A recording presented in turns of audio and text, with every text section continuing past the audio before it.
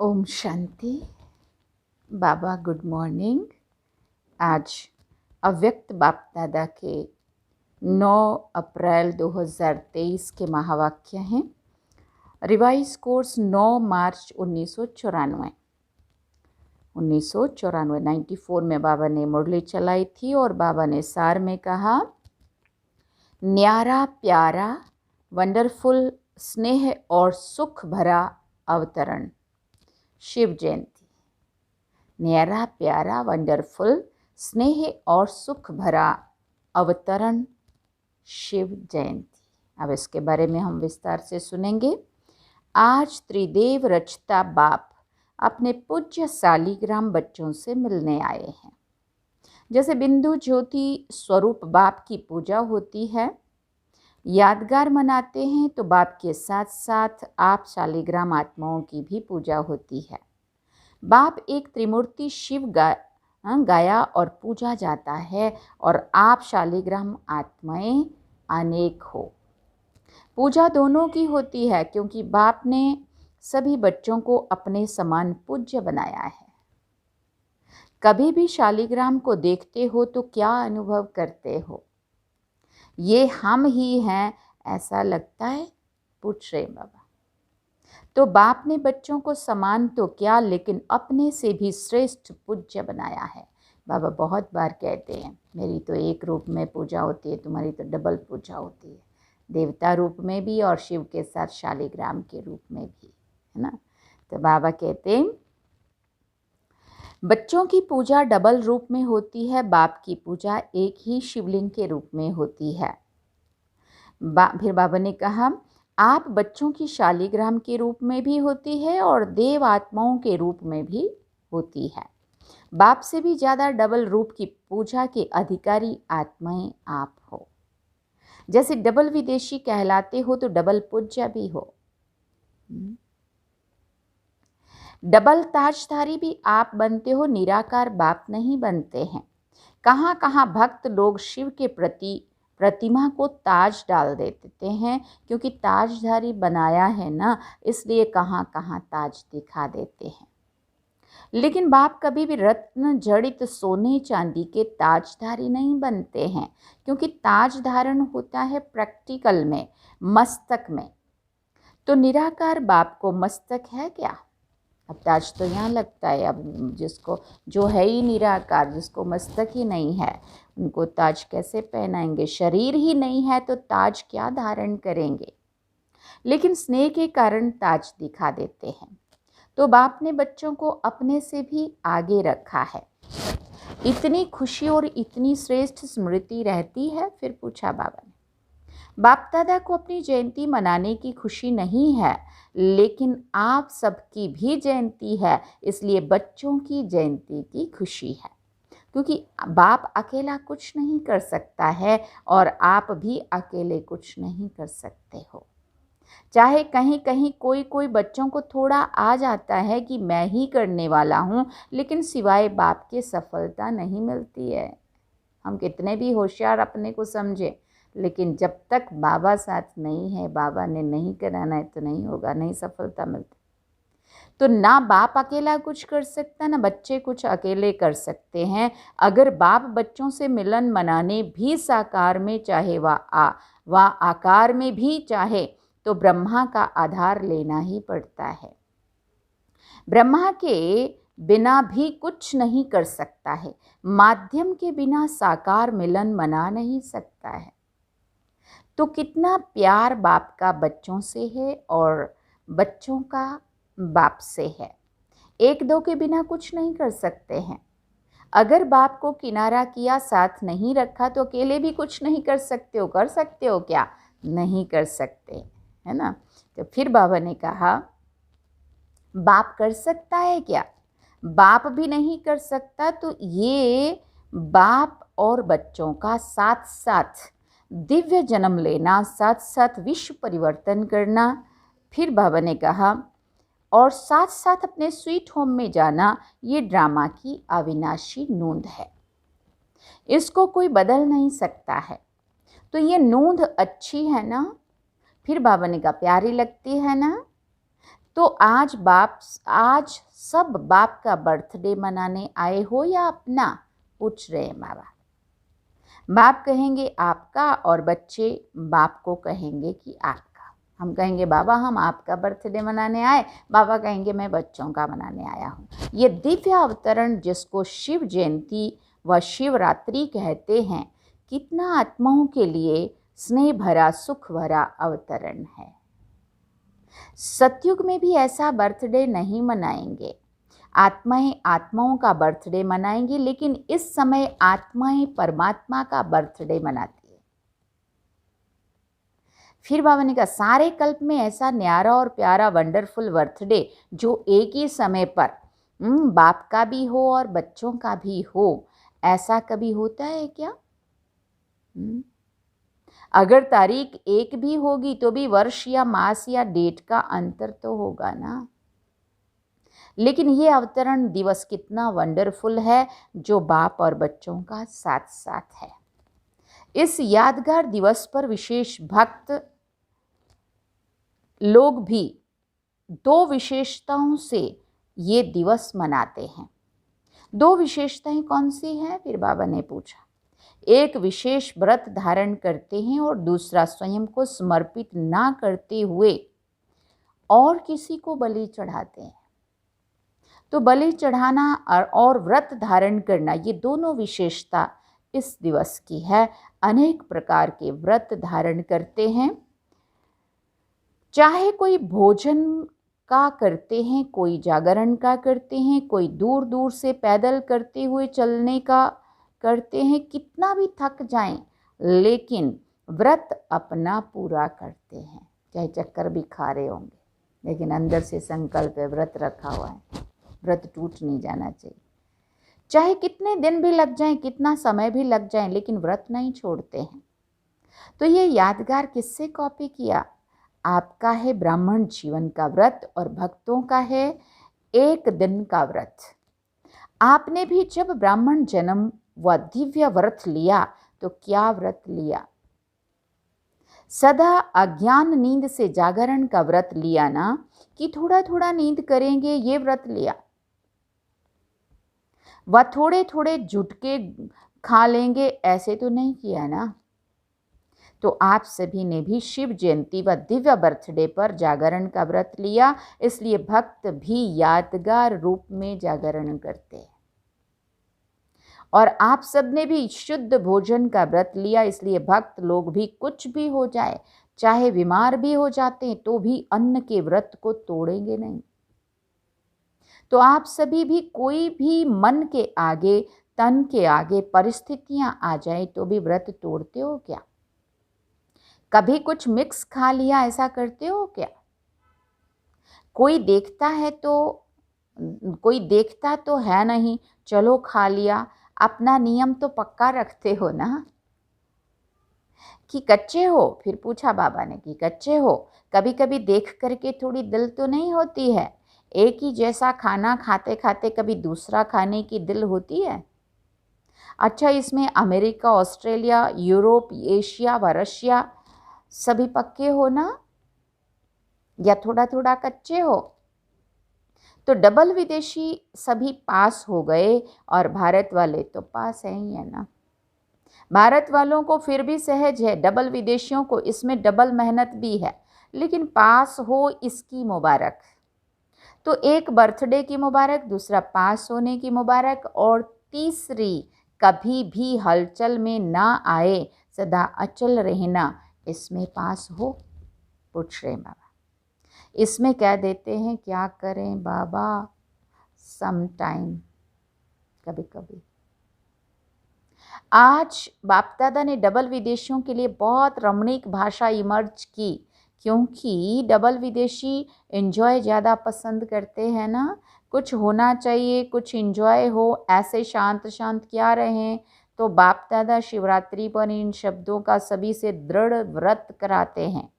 व्रत लेने के लिए तैयार हो? फिर पूछ रहे हैं बाबा, या जब सुनेंगे तब कहेंगे ये तो थोड़ा थोड़ा मुश्किल है? पहले तो मुश्किल शब्द संकल्प में भी नहीं लाएंगे, ये व्रत लेने के लिए तैयार हो? तो बाप दादा ने देखा कि जब तक संकल्प में दृढ़ता नहीं है तब तक सफलता नहीं होती है। संकल्प होता है लेकिन दृढ़ नहीं होता तो कमजोरी आ जाती है। बहुत करके कमजोरी के यही शब्द कहते हैं कि क्या करें, व्हाट। तो अभी व्हाट नहीं कहना, लेकिन व्हाट की बजाय क्या कहेंगे, फ्लाई, माना उड़ना। तो जब भी व्हाट शब्द आए, माना क्या क्या, क्योंकि प्रश्न में आने लगे, जब भी कोई प्रश्न आए तो बिंदु लगा के और उड़ना है। व्हाट शब्द आए तो ब्राह्मण डिक्शनरी में व्हाट की बजाय फ्लाई शब्द है। दूसरा शब्द क्या बोलते हो, वाई, क्या और क्यों, वाई, क्यों। तो वाई को क्या करेंगे, बाय बाय। सदा के लिए बाय बाय करेंगे या थोड़े टाइम के लिए। और तीसरा शब्द क्या बोलते हैं, हाउ, कैसे। बाबा कहते हैं ना, क्यों, क्या, कैसे, ये सब प्रश्न में चले जाते हैं। तो कैसे नहीं, नो अर्थात जानने वाले। अब जब त्रिकालदर्शी बन जाएंगे, जानने वाले बन जाएंगे, तो फिर हाउ कहेंगे क्या। हाउ कहना माना हवा आना। तो हवा अच्छा लगता है क्या। इसलिए यही शब्द है जो कमजोरी लाते हैं, यही शब्द हैं जो व्यर्थ संकल्प का गेट खोलते हैं। सोचो, जब भी व्यर्थ संकल्पों की क्यों लगती है ना, तो किस शब्द से लगती है, इन्हीं शब्दों से लगती है ना।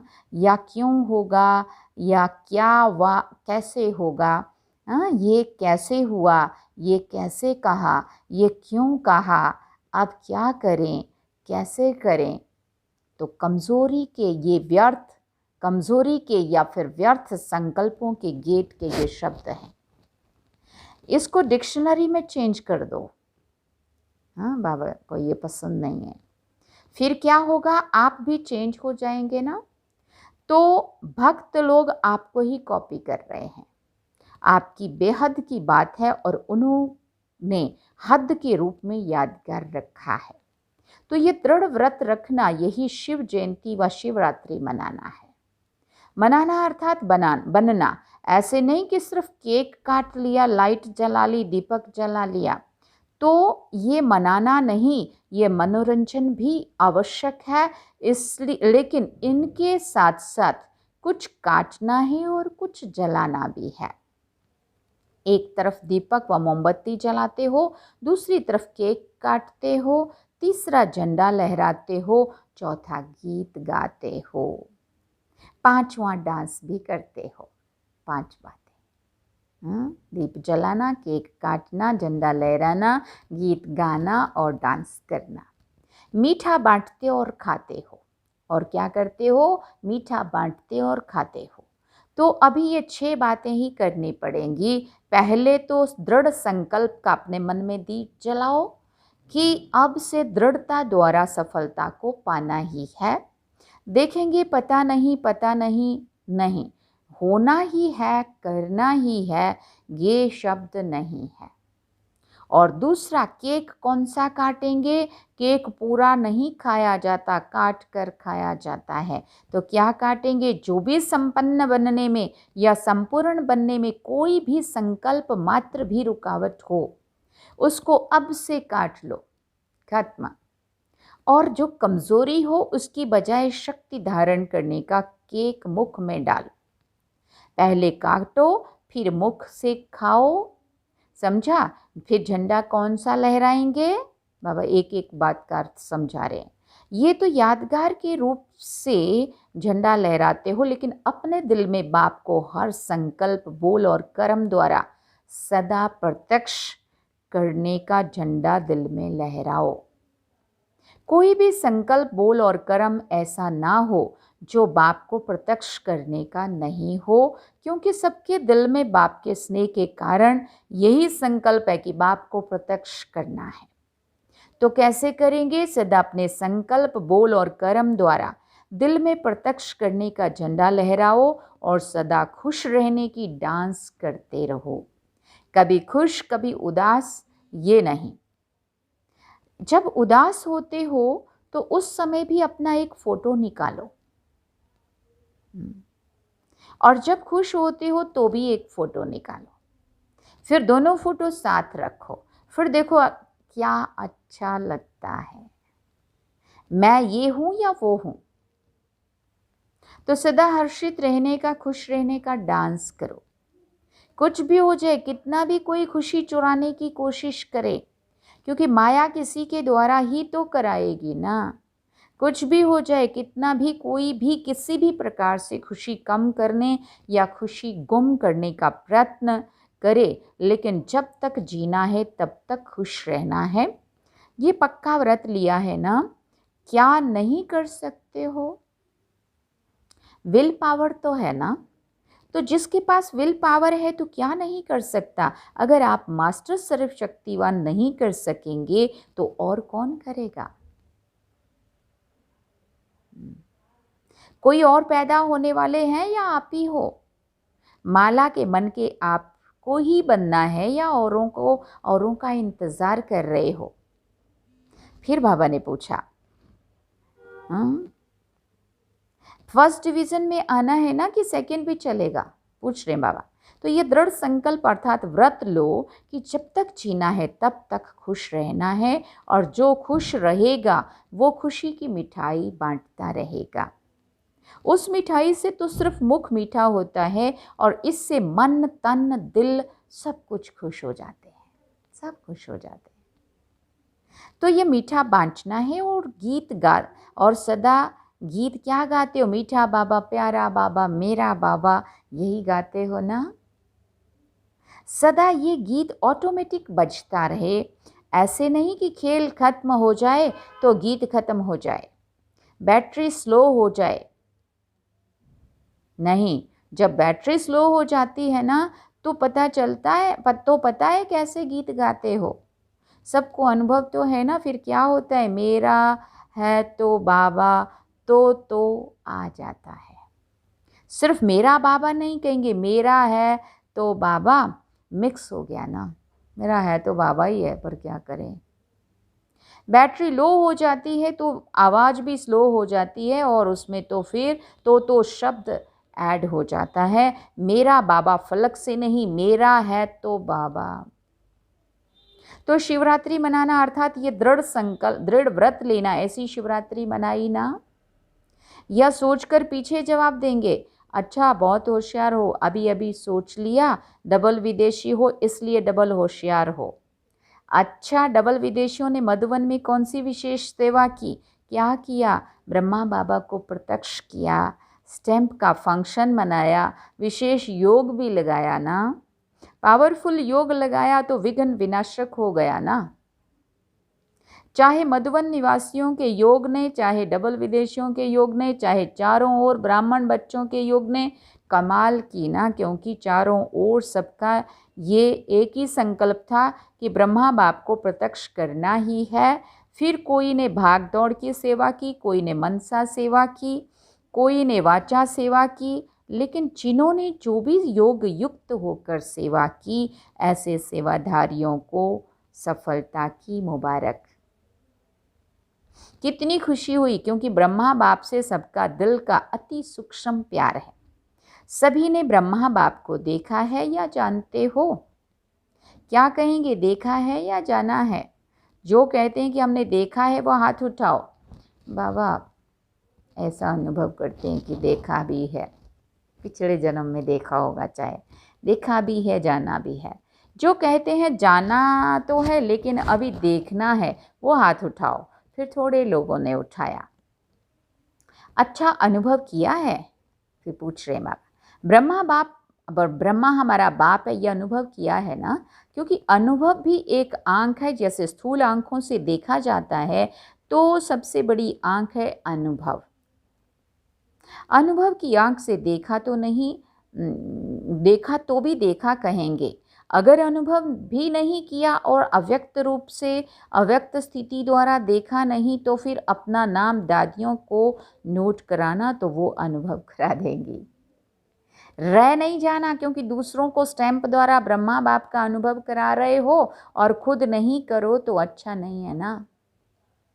इसलिए जब ब्रह्मा बाप के चित्र के आगे बैठते हो तो चित्र से चैतन्यता की, मिलन की, अनुभव की अनुभूति नहीं होती है, रूह रिहान रिस्पॉन्स नहीं मिलता है। मिलता है ना तो बाप है तभी तो सुनता है और देता है। फिर भी इस अनुभव से वंचित नहीं रह जाना समझा। तो सभी ने जो सेवा की, विशेष भारतवासियों ने ज़्यादा सेवा का चांस लिया तो बाप दादा नाम नहीं लेते हैं, लेकिन सभी अपने सेवा के रिटर्न में नाम सहित मुबारक स्वीकार करें। डबल विदेशियों को भी सेवा का चांस मिल गया। अच्छा लगा ना, नाच रहे थे ना। अच्छा, चारों ओर के ब्राह्मण जन्म के, दिव्य जन्म के अधिकारी आत्माओं को, सदा बाप और आप साथ साथ रहने वाले स्मीप आत्माओं को, सदा डबल पूज्य स्वरूप के स्मृति में रहने वाले समर्थ आत्माओं को, सदा दृढ़ संकल्प व दृढ़ व्रत को निभाने वाले सफलता के अधिकारी आत्माओं को, सदा खुश रहने वाले और औरों को भी खुश करने वाले खुश नसीब बच्चों को त्रिदेव रचता बाप की और ब्रह्मा बाप की विशेष बर्थडे की मुबारक भी हो और याद प्यार भी हो। साथ साथ सर्वश्रेष्ठ आत्माओं को नमस्ते। हम रूहानी बच्चों की भी रूहानी माता पिता बाप दादा को दिलवा चांद सिकवा प्रेम से याद प्यार, गुड मॉर्निंग, नमस्ते, थैंक यू बाबा, शुक्रिया बाबा। बाबा ने वरदान में कहा, अपनी श्रेष्ठ स्थिति द्वारा भटकती हुई आत्माओं को श्रेष्ठ ठिकाना देने वाले लाइट स्वरूप भव। जैसे स्थूल रोशनी पर परवाने स्वतः आते हैं, ऐसे आप चमकते हुए सितारों की भटकी हुई आत्माएं फास्ट गति से आएंगी। इसके लिए अभ्यास करो हर एक के मस्तक पर सदा चमकते हुए सितारे को देखने का।